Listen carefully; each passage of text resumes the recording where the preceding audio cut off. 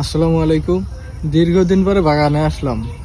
অনেক এক্সাইটেড ছিলাম যে আসলে বাগানটা অনেক ভালো দেখবো বা অনেক কিছু, কিন্তু বাগানে আসার পরে গাছের কোয়ালিটি দেখে ভালো লাগছে, কিন্তু একটা জিনিস দেখে মন খারাপ হয়ে গেছে যে গাছের এই গোড়ার সাইজটা দেখেন কি সুন্দর হয়েছে, আর গাছগুলা দেখেন কি একটা অবস্থা। যদি সঠিক সময় দিতে পারতাম, যদি ভালোভাবে জাঙ্গি দিয়ে প্রুনিং করে দিতে পারতাম, তাহলে কি হতো, আমি দ্রুত গাছটাতে খুব সুন্দর ফলন নিতে পারতাম। এই দেখেন, চিন্তা করেন যে কতটা সময় দিতে পারি না। যে গাছে এখানে একটা পাখি বাসাও করছে, এই যে বাসা করে বাচ্চা উঠাইছে, তাহলে চিন্তা করেন যে আমি কতটা সময় দিতে পারি নাই। এজন্য যে কোনো জিনিস অবহেলা করলে চলবে না, আগে তার পিছনে সময় দেওয়া লাগবে সঠিকভাবে। এই দেখেন, বিভিন্ন ব্যস্ততার কারণে অবশ্যই বাগানে সময় দিতে পারিনি।